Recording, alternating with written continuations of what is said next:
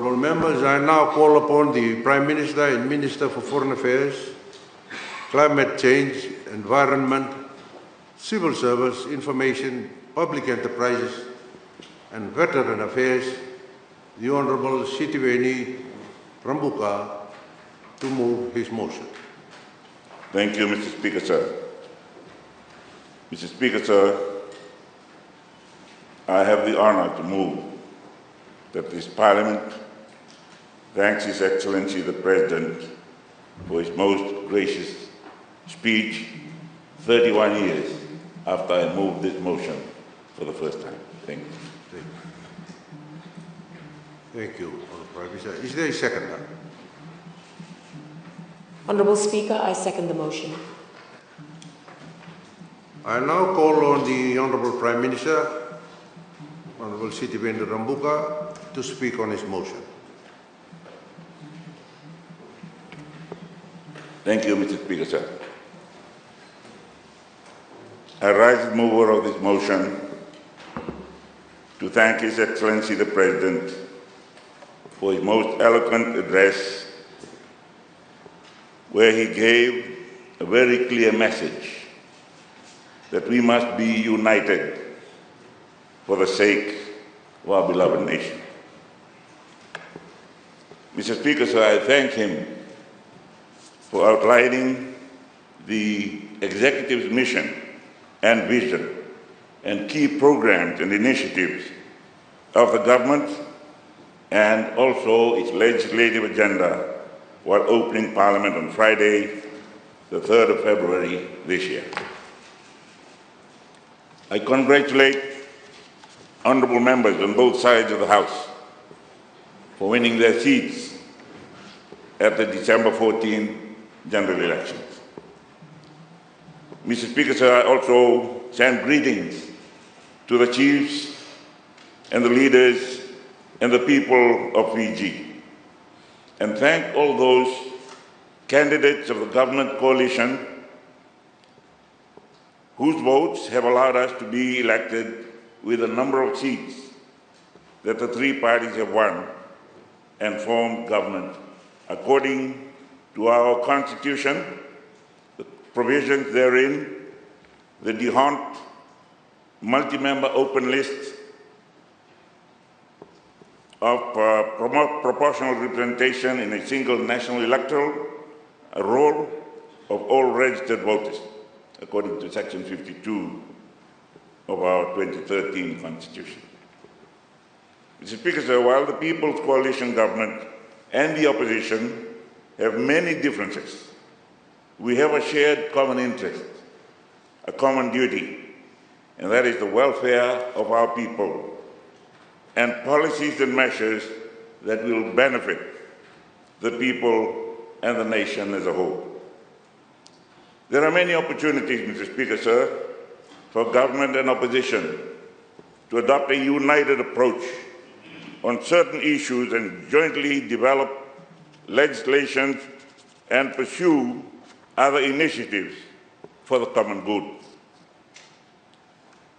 I had hoped we could work together on policies to better protect our children, eliminate violence against women, improve services in our municipalities, provide better opportunities, and inspire our sports people, alleviate the level of poverty, etc. The resolution of many of our national challenges, Mr. Speaker, sir, could draw on the combined wisdom and efforts of all members of this honourable House.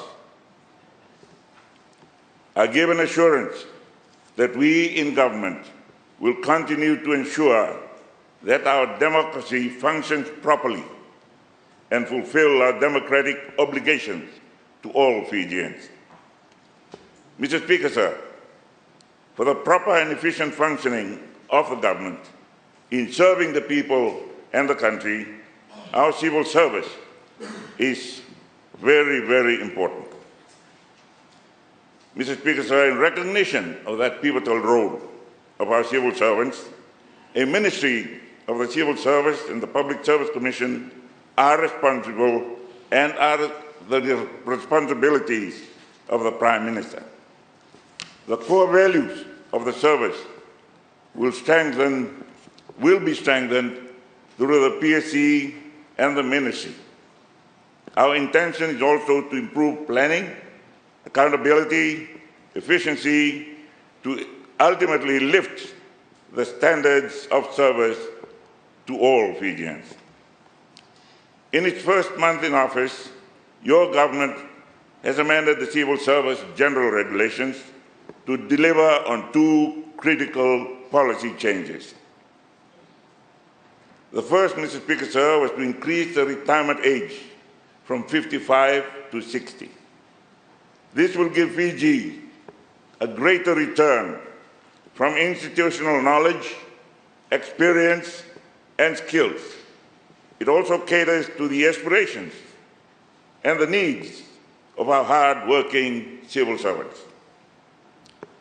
Due to shortages of teachers and nurses and doctors, the increase in retirement age for them is effective from the 1st of January 2022. For other occupational categories, the amendment is effective from the 1st of January this year, Mr. Speaker, sir. Our second major initiative is the removal of contractual appointments. This provides civil servants with the long-term security of employment which they very much need. Consultations are ongoing for the full implementation of this policy. The policy which represents virtual permanent employment across the public service, governed by the usual terms and conditions. We look forward to improved morale and productivity in the public service once this policy is fully implemented. The PSC, with the assistance of the Ministry, will develop guidelines and policies to provide better cohesion and coordination throughout the service, consistent with our determination to enhance performance to benefit Fijians. Mr. Speaker, sir, the PSC will be given greater autonomy, greater responsibility within its constitutional mandate. This is to ensure impartiality and integrity in recruitment, remuneration, professional development, and in addressing grievances and disputes. The Ministry will engage with all government agencies and development partners in providing training and career growth opportunities. Mr. Speaker, sir, the re-establishment of the Higher Salaries Commission will lead to greater consistency in setting, administering remuneration of senior civil servants and CEOs of state-owned enterprises. Compliance with international best practices will ensure that senior civil service executives are remunerated fairly and equitably. Recent revelations about certain public and state-owned enterprises have generated much interest and debate in the media and in the community. Some disclosures have raised red flags and highlighted the need for greater scrutiny and accountability by executives and directors in these enterprises. These entities, Mr. Speaker, sir, are involved in food processing, agriculture, livestock, timber, farming and fisheries, postal, trustees, financial services, broadcasting and airport operations, and biosecurity.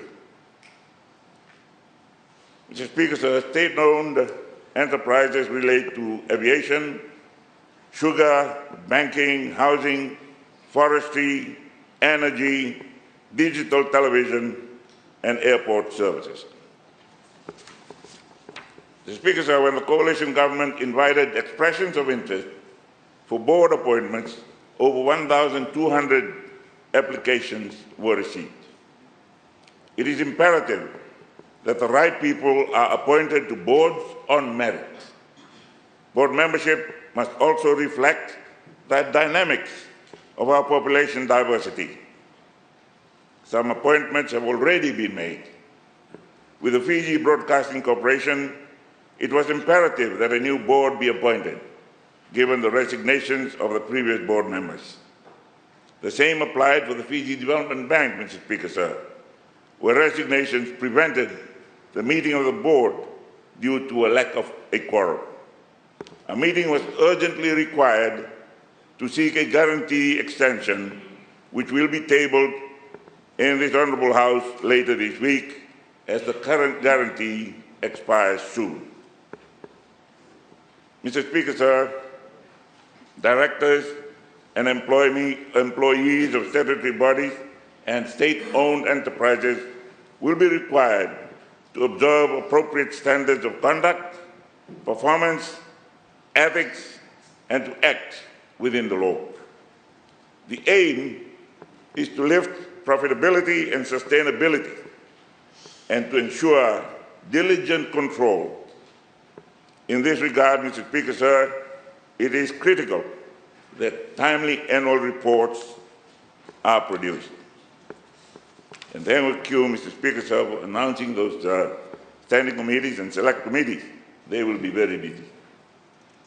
In light of publicity about excessive remunerations, the re-establishment of the Higher Salaries Commission will set guidelines for salaries and benefits for CEOs and other high-level executives. The Commission, Mr. Speaker, sir, will also be the responsible agency to ensure consistency of salaries and benefits for CEOs, for state-owned enterprises and statutory bodies, rather than the Prime Minister and the Attorney General, as had been the case between 2011 and 2022. We want to ensure that these are realistic and appropriate for the demand in the labour market. At the same time, there must be consistency and transparency. Mr. Speaker, sir, with regard to our foreign relations, I have prioritized rebuilding regional unity as chairman of the Pacific Islands Forum, a position I inherit from the former Prime Minister. The state visit to Kiribati and the meeting with His Excellency, the President, Tenesi Mamau, 3 weeks ago, Mr. Speaker, sir, was very successful. The aim was to find a path for Kiribati to rejoin the Forum family after their withdrawal last year. A united Pacific Islands Forum is better placed to protect the interests of our region. This is especially significant at a time of international maneuvering for big power influence in the Pacific and the common challenges we face, in particular, the climate change problems. His Excellency President Mamau and I also agreed on various measures to improve and strengthen the Fiji-Kiribati bilateral relationships. The coalition government has also prioritized mending our relationship with the University of the South Pacific, the most successful example of cooperation in our region. We will make an initial payment to begin reducing our significant debt left with the USP, and we will do that later this week. I'm glad the Vice Chancellor, Professor Paul Aluwalia, has returned to Fiji, Mr. Speaker, sir, and I look forward to meeting him later this week. As Foreign Minister, I intend to review the closure of some key diplomatic missions in key strategic locations. The decision, I believe, worked against our interests, particularly at this time where Fiji needs to engage more effectively with our strategic partners. Mr. Speaker, sir, at this juncture, I would like to acknowledge the support given by our development partners in helping to make the Black Rock facility in Watulevu Nadi fully operational. I thank the former government for their effort in the establishment of that. This will surely enhance and strengthen our regional disaster response capabilities. Australia and New Zealand remain key strategic partners. We will continue to strengthen our relationship with the United States while continuing cooperation with the People's Republic of China, respecting our mutual understanding of the One China policy and respecting our national sovereign rights. Our long-standing relationship with India continues to grow from strength to strength, Mr. Speaker.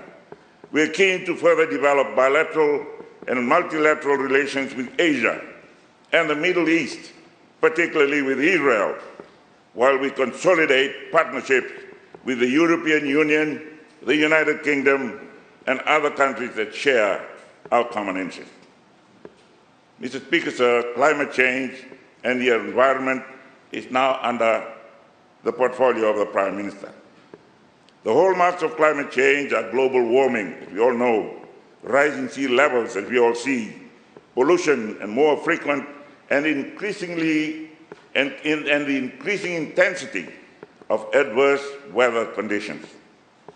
Mr. Speaker, sir, the issues that confront us here at home continue to be polluted shorelines and coastal areas such as the Lodala Bay and Raunimota Bay in Lami, clogged drains and waterways leading to regular flooding.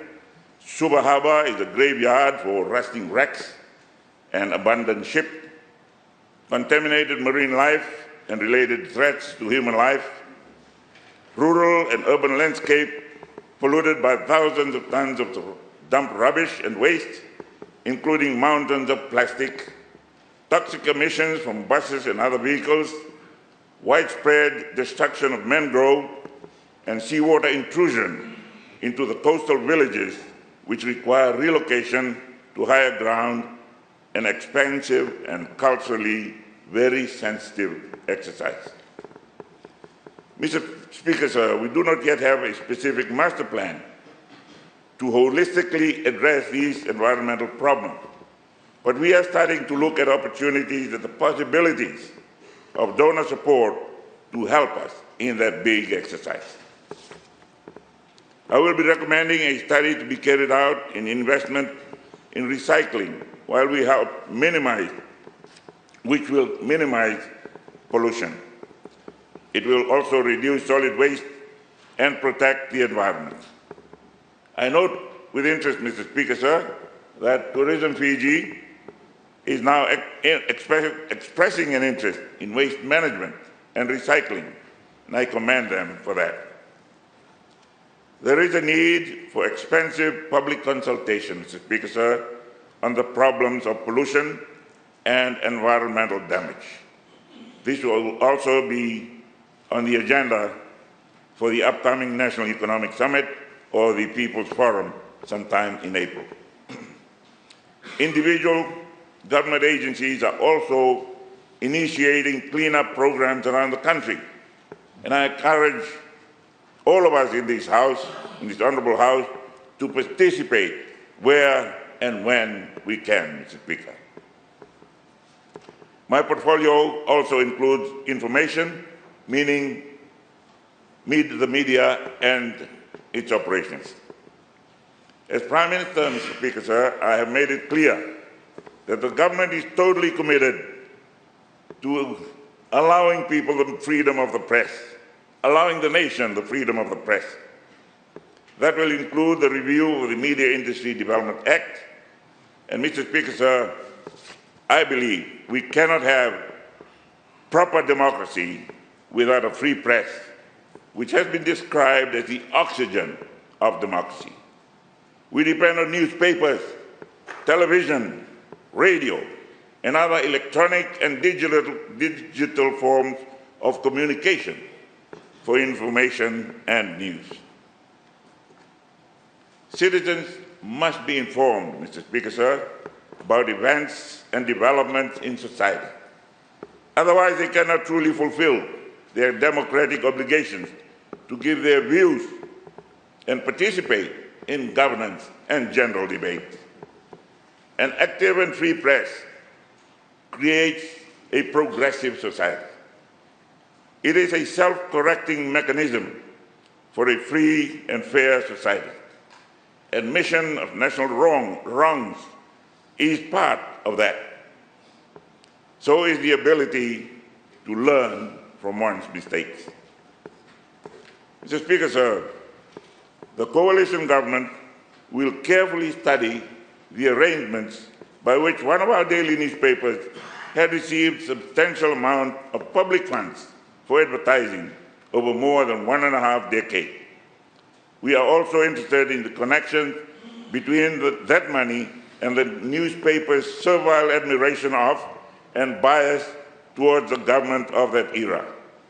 It was no more than a propaganda act, or propaganda paper.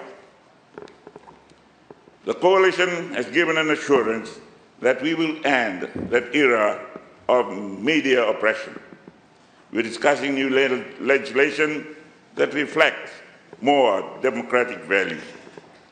There is also discussion about establishing a system of self-regulation underpinned by a code of conduct with a media council to adjudicate complaints by the public about the media coverage as was the case before 2006. After the election results of December 2022, the atmosphere in Fiji has changed dramatically. The climate of fear has gone. In his address, Mr. Speaker, sir, His Excellency called for Fiji to be united as one nation, that we all call Fiji home. We need to be united.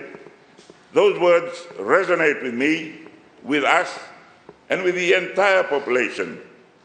Fiji is home to us all.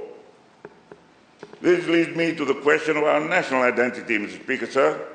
I had previously stated that I favored Fijian as our common name. However, I always knew that the question of a common name is a difficult one. It is not a simple matter. The commentary by lawyer Graham Leong in the Fiji Times on Saturday dealt very well with the complexities involved. Mr. Speaker, sir, we are reaping what the former government sowed in its 2013 constitution, our national constitution of today. It declared that we were all Fijians, but did so without consultation that should have taken place on such an important and sensitive national matter. I'm fully aware that many indigenous Fijians are less than persuaded. Others too have divergent views. I recently mentioned the possibility of a referendum. It's an option, but there may be other ways to proceed. I'm going to add to this debate by briefly quoting social media comments made by Mr. Ranjan Charan, a People's Alliance supporter in Ba. He argues that we will not get togetherness by imposing the name Fijian on everyone. He suggests more discussion on the common name. He says, and I quote, "I am convinced that we have enough good leaders on both sides of the House to get to a result that is acceptable to all," end of quote. Mr. Speaker, sir, a Tokay gentleman from the West also said, and I quote, "Had the Fijians been consulted via their chiefs and others, they would have shared the name willingly." And he further stated, and I quote, "There is no doubt in my heart that being the kind and accepting people that they are, the Tokay will bestow on everyone the dignity of a common national identity in the term Fijian. All you need to do is to politely ask them." Mr. Speaker, sir, the Department of Veterans Affairs is now under the Prime Minister's purview. It will be in consultation with the boards of the ex-servicemen and the Returned Sailors and Servicemen Association that I will be developing welfare papers for their benefit. National unity, Mr. Speaker, sir, is a complex matter. I've worked very hard across the boundaries to bring people together. I worked in the Solomons. I worked in Nepal. I will continue to do so here in Fiji. We all now belong to these islands. Our national mission is for a society of equality, fairness, and justice. Mr. Speaker, sir, I hope I have shared some food for thought and democratic discussion. And Mr. Speaker, sir, with respect, I commend the motion to the House. God bless us all. God bless Fiji. Thank you, sir.